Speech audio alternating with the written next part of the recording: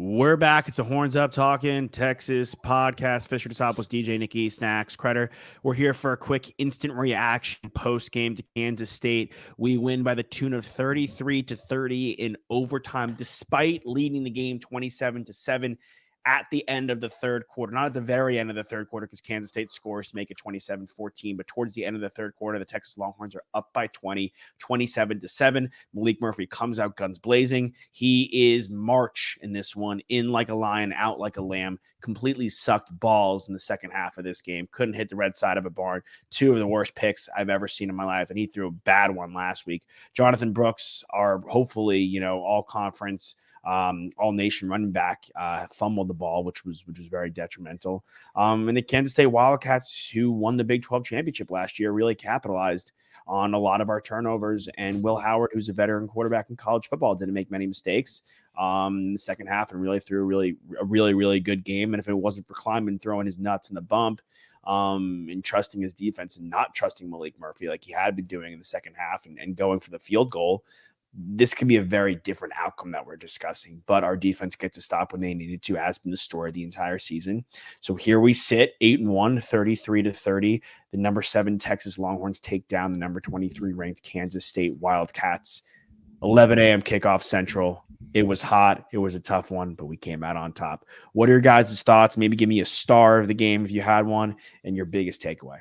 Well, I needed a drink at the end of that game. That was too much. We haven't had a anxious moment like that in a long time. And, it's fun that we're playing meaningful games here in November. We got 3 games left on the regular season schedule, and they're all playoff games.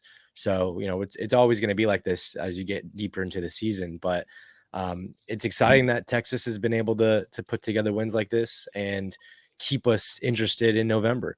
But yeah, that was a little too close for comfort, in my opinion. Blowing the lead like that's not great. There was questions whether Arch was going to come in. I think, the commentator said it best, that this is not the moment that you want Arch stepping onto the field for the very first time in his career. Just not ready for that. Your defense is a top-notch defense, and unfortunately there's a blemish on this record or in the points column at least, because the field position, the block punt, the fumble, the interception, they got easy touchdowns because they were already in good territory. So I wouldn't take the defense's, point column into account here. And they stopped when we needed it most. They got a crucial stop on 3rd and 1, when they were about to kick a field goal, which they ended up missing. They got a crucial stop in overtime, on 4th down, a goal line stop. So for us, I'm really excited that the defense came to play. Next week is going to be a really big question, what we want to do. If Arch or if Quinn's healthy, obviously you got to roll with him, but you really got to look in the mirror and see if you want to roll out Arch next week or if you want to go with Maalik. I mean, thing is, Maalik started off hot. He looked really good with his deep ball at the beginning of the game and looked like he had a great connection with Adonai Mitchell. But something happened, mid-game, and just his confidence got all out of whack. Tosh, you were saying the body language of the team just didn't look great. Terrible all across the board. And look, Maalik is a freshman, right? I know he's been with this team for 2 years now, but he's a freshman, and I don't necessarily expect him to be a leader already on the football field. But I take real issue with in the fourth quarter, we're driving, we throw a deep out route to Xavier Worthy. It's an incompletion. It's 5 yards short of him. He's made incompletions the entire game. He's been erratic and had errant passes the entire game. Xavier Worthy walks off to the sideline, and his body language, I noticed that. It was basically like a physical eye roll is what I'm going to call it. He needs to be a leader on this football team. He's one of the best wide receivers in the country. If I were an NFL scout, I would have clocked that, and I would have said, well, I am damn well more into Adonai Mitchell, who balled out in this game, who was available to his quarterback, made clutch catches, than the guy that walked off on an important second down. And maybe it was, a communication from the sideline that he was getting that he wasn't in that particular personnel package. But even still, I want to see that guy on the sideline coaching up his quarterback that is now being put in this position. get into that guy in the second quarter and the third quarter in a way that's positive, that gives him the motivation to get out there, to be better. If Maalik is by himself and he's our quarterback and he's isolated and he's in his own head, and, there was a bad snap, and what I'm talking about, the body language with him, he handed off to Jonathan Brooks. Jonathan Brooks got 8 yards on the play, but he was basically like slapping his thighs because he was frustrated with the play before the refs had even blown the whistle, before Jonathan Brooks had even been wrapped up. Yeah. And it just was really bad body language. We did our best effort to lose this game. And Nick, you texted us like, this is probably the luckiest we've been in the last 10 years. Normally the luck falls against the Horns, not in favor reverse for the Horns. Nick Rose. And this time it finally fell for us. And, we're not going to get this lucky twice. So I think this has to be a huge learning curve game for us. And it's just a testament to what complementary football means. Our defense is going to give up passing yards when they've been out on the football field, and they're out on the football field in tough positions. And the Jonathan Brooks fumble, like, that's his first fumble of the year. Like, that was bound to happen at some point. And I was about to say, I just don't critique him as much as I do Maalik for those decisions that just can't be made. And you throw it out of bounds on the screen or on the pass out to the left, and you don't force that ball downfield into double coverage, the deep ball to Jonte Cook. And I want to give Brooks credit on that fumble. Like, it wasn't a careless fumble, in my opinion. He was fighting to get a first down, fighting for extra yards. It was after contact, and that it just got popped out. I mean, obviously no fumble is good, but at the end of the day, like, it's not like a botch, right? A loaf. Like, he was literally second effort trying to get the first down. So I'll give him the credit there.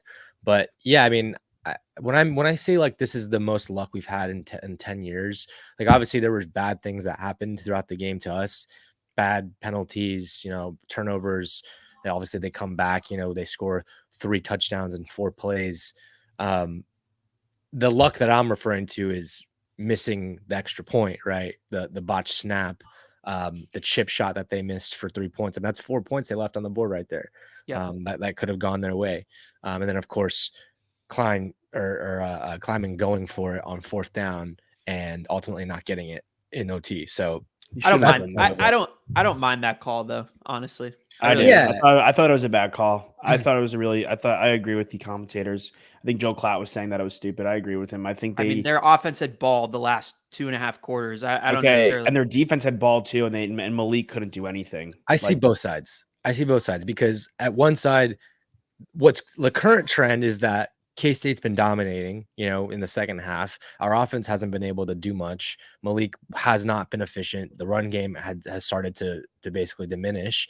Mm-hmm. But, at the same time, like, you're still going, like, on paper and just throughout the season, like, ultimately you're on the road against the better team. You know what I mean? Like, Texas is the better team and you're on the road, and this might be the only shot you have to knock them off. And your kicker already missed a chip shot. You might not get another opportunity to be 1st and goal, 4th and goal. Like this might be your best shot, closest you'll get to the end zone in overtime. So I see both sides, and he's right. And the kicker as well. I mean, the kicker did nail a big one to end regulation, but at the end of the day, like, if he misses one, you can miss another. Yeah, I get it. And look, the whole crazy thing to me in this one, from a Maalik standpoint, he started off the game on that first drive. He airmailed Xavier Worthy and overshot him, and then came back in that next drive and hit 80 Mitchell. And then later he hit 80 Mitchell again.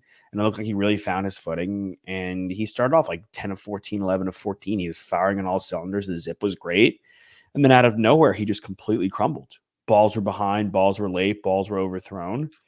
2 terrible picks. Again, like I said at the top, like, the picks are just inexcusable. You can make the excuse in the first one that Jonte Cook was falling down, but he had been down and he was well far from the ball before Maalik released that thing. So there's really no miscommunication. I'm giving him credit for that one. Second one was awful. Second one was terrible. And that the errant look, yes, you're a young quarterback, but this is, and a lot of times you could give leeway for errant throws, but this isn't the program and this isn't the time of year where, that's excusable. Every game counts, every moment counts. And, like I said at the top, this is a veteran team for Kansas State. They're going to capitalize on your mistakes. Like, we asked the defense to take away the run. They took away the run. But the pass game came to play when we gave them the opportunities to come and play, and Will Howard came and delivered. And that's the difference between a veteran quarterback in college football and a rookie quarterback in college football, which we have. Well, there's also, he's not Jalen Milroe, Maalik Murphy. He cannot, if you're going to be a pocket passer, you cannot miss the easy throws. You cannot miss throws within 15 yards of the line of scrimmage. The deep ball, he's got good touch on it. I think he's got a good feel for it. So does Jalen Milroe. But Jalen Milroe can also break contain and run for 5, 10, 20 yards on any given play. Maalik Murphy has not shown that he has any sort of mobility back there, doesn't want to break the pocket, doesn't want to take the ball upfield, which, Nick, you had texted us and you were like, I wish we were getting more into a little bit of an RPO here, a little run pass option. Our QB can't run, right? Like he just can't, he doesn't want to do it and he can't do it. Sorry, when I mean RPO, I don't mean like having him have the option to run. RPO meaning like the play design is the running back either runs the ball or you throw it, like the Patrick Mahomes Chiefs RPO style, where you're reading. Yeah, I get you, but Patrick Mahomes is still a threat to run. Dylan Gabriel can run, right? Like, no, I know, but those plays aren't designed for the quarterback to run. That's what I'm just trying to say. Like, it's literally a run pass option where like you're either handing it off or you're passing it. And because that was work that I saw a couple play actions that worked when Adonai Mitchell was on a slant and we did some play action because, man, we rushed the ball for 230 yards this game. Like our ground game was sick. This is one of our best ground games that we've had all season long. And in the fourth quarter, when they're just trying to stop the run and we're still trying to drive downfield, like you're going to get one-on-ones with your wide receivers and you're going to have so much open field because the linebackers are all blitzing and crushing, trying to collapse on the ball. So that's just my only take there. But I mean, he's also a young quarterback at the same time. Like you can't just throw a guy into a completely new system and like, a new style of play this young. So I think next week, maybe, that's something that we can work on. Look, TCU, Josh, you were saying before the game, this could be a trap game. They're sitting here at 4-5 on the season, but we're still going to TCU. And as you mentioned, this is every team's Super Bowl, towards the end of the season. This is just like, this is it. The big target's on the back, and we've got 3 games left in the regular season. And everyone wants to spoil our season. That's you're going to Iowa State the week after. And these last 2 teams have nothing to play for besides spoiling Texas this season. Yeah. I mean, look, Matt Campbell gives his best to the Texas Longhorns every single damn time. We're TCU's biggest rival, arguably. Like they're going to come in and they're going to try, throw the kitchen sink at us. I do want to give some shout outs to a lot of the guys in the defense. I thought, had really nice games. Baron Sorrell, Sweat. Yeah. I mean, Sweat's our best. Sweat's probably realistically, he's probably our best player on the entire team at this point. He was fantastic. Couple pass deflections, which were massive in this one. Taft, shout out to him. Another pick. It was a really cool pick. I thought Jalen Ford did a nice job. He did. I thought he did a nice job. Big in the second half. Burke was huge, had 2 big sacks, 1 forced fumble, and he was coming off an injury too. Yeah, Burke and Sorrell were really, really strong. Who I thought was having a good game, and then he had that bonehead penalty, Ryan Watts. Yeah, he was having a really good game. That one was kind of ticky-tacky, in my opinion. I feel like he was already kind of trying to keep him. I just feel like you can't. Your foot's out of bounds. You can't lower the shoulder there. That, dude. Don't give the ref an opportunity. If that holding they're going to call it. That holding call stands, right? Yeah. We don't have that. It's not offsetting penalties. Then they're 3rd and long. They probably don't convert. It's a completely different game. Like that was a game-changing penalty. And you just can't put the ref in that position because they're going to throw it against us, especially Big 12 refs who we know don't want us to seemingly don't want us to win the game. They'll do anything they can. Yeah, there was a pretty bad holding call on DJ Campbell when Jonathan Brooks broke out like a big 8-yard run. And they said it was a holding call, and like it was just like a quick little he twisted the guy, and the guy fell to the ground, and it looked like he threw the guy to the ground, but it was so quick. Like that doesn't get called in a normal game, in my opinion. Yeah. In my opinion, like towards the end of the game, the play call got kind of weird. The head scratching mentality where when we're just trying to run out the clock, and I said, we just need a first down. They have all 3 of their timeouts, run, but you're 3rd and 3. And the guy that got you the 7 yards is Jonathan Brooks, but you decided to take the ball out of his hands. And I know CJ Baxter had an amazing game, but why are you pitching it to the outside? That play call. You guys were even saying you're trying to get 3 yards, and instead of going 3 yards upfield, you go 6 yards. Yeah, lateral. our receivers are Adonai Mitchell is a good blocking receiver. So is Jordan Whittington. So is JT, right? But our line is one of our core strong points of our team. Like you were talking about, Let's get a like big body out there. Banks might be our best player. Like to be honest, he Run might behind one of Campbell. your best O linemen. I mean, they had and 0 let sacks. Jonathan Brooks, who's a big body, like fight for extra yards. And if you don't get it with him, then you don't get it with him.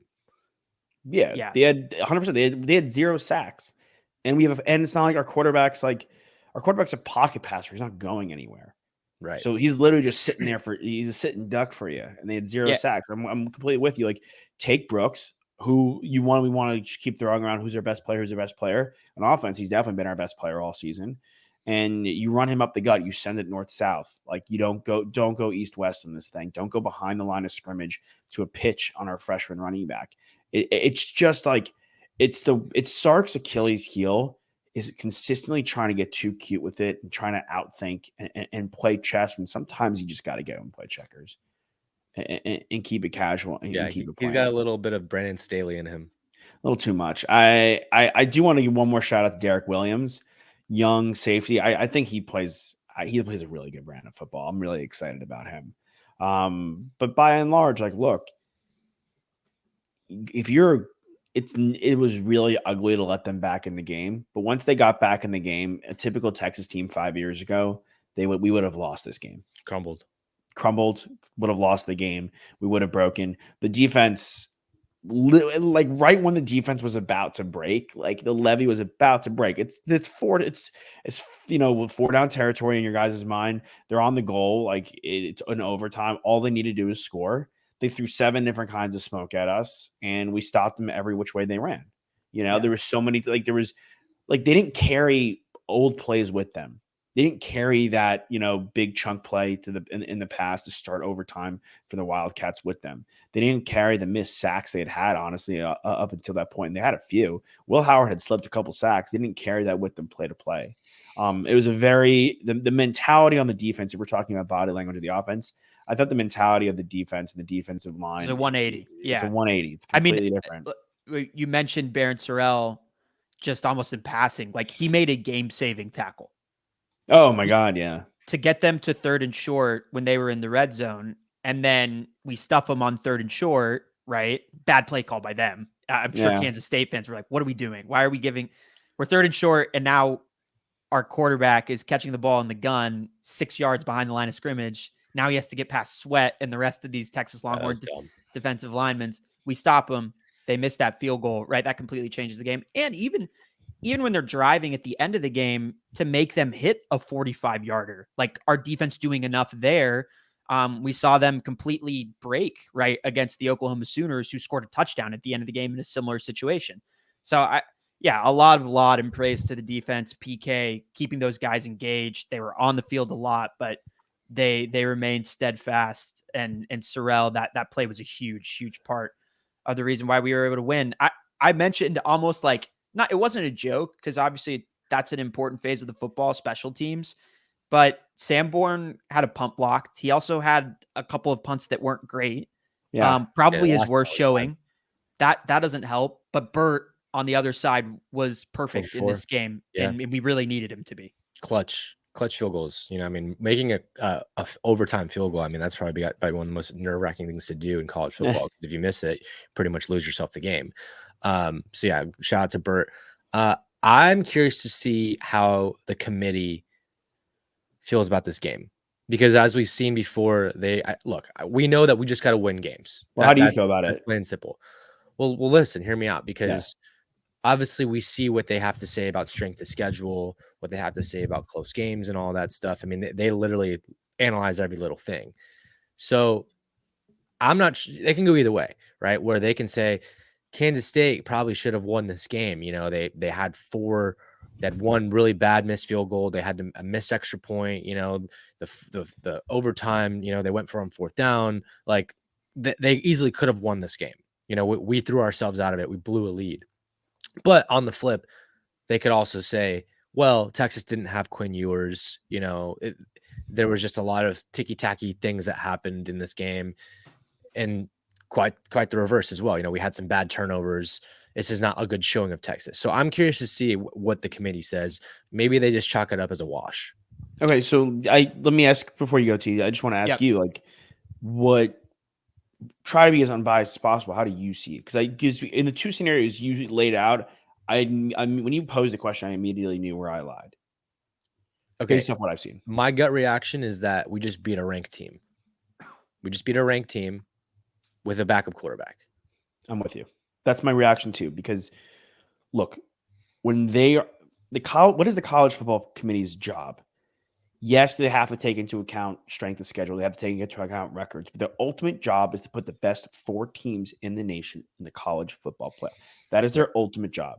So when you look at this Texas team, you could be like, yeah, they're at home and they almost coughed up a bleed and they almost blew it. But on the other hand, this is a ranked team, a team that we ranked. It's not like we're deep in the season. Like there are a lot of 2-loss teams that are solid.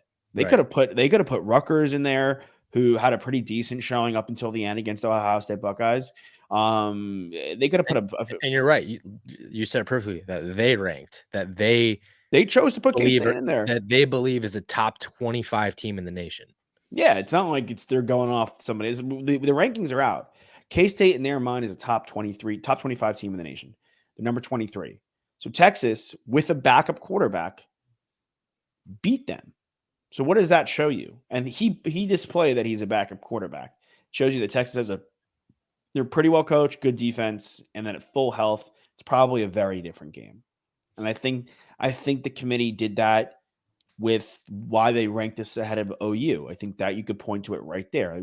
OU beat us on a neutral site. It's not like we went to Norman and we lost. They beat us on a neutral site. But what was the difference? We had injuries. We had our center that was out. We had Ryan Watts that was out. We had guys, I think the difference was that we beat Alabama in Tuscaloosa. I think that's sure. I mean, that obviously the bigger difference than us having injuries against Oklahoma. But they beat us, though. They beat us. Like that's just the bottom line to me. And I think that they value teams at full tilt a lot too. They look at this team and they go, what is this team at full tilt? And like if we had lost Watts, we had lost Majors for the entire year, I think we're looked at a bit differently. But they go, okay, these guys are coming back, which they have. Like at full tilt, this Texas team is probably a top 4 team in the nation. And it's not just because of Quinn or Brooks or Xavier Worthy or AD Mitchell or Sanders, the guys that we love to talk about, the guys that people love to gush over the offense. It's because of our defense. We legitimately we've been shouting out Ethan Burke for how many weeks in a row? Like every week he has an amazing game. Like he's unbelievable. Like he could be our best defensive player next year. And we have Anthony Hill, right? So Ryan Watts has come back strong. T'Vondre Sweat, we gush over. I think the committee realizes that, and I think they're really going to put emphasis on us not at full health, still getting wins, and having the back of their mind what we can be at full health. We're the third 1-loss team. We're the third 1-loss team. So it's something. And no, sorry, we're the second. We're the second 1-loss team. Yeah, so in my mind, Washington's going to lose today. So we're the second 1-loss team. Are they? I don't. They could. I hope so. I hope Washington loses. I hope Florida State's tied right now. Oklahoma's losing to OK State, which is a tough game.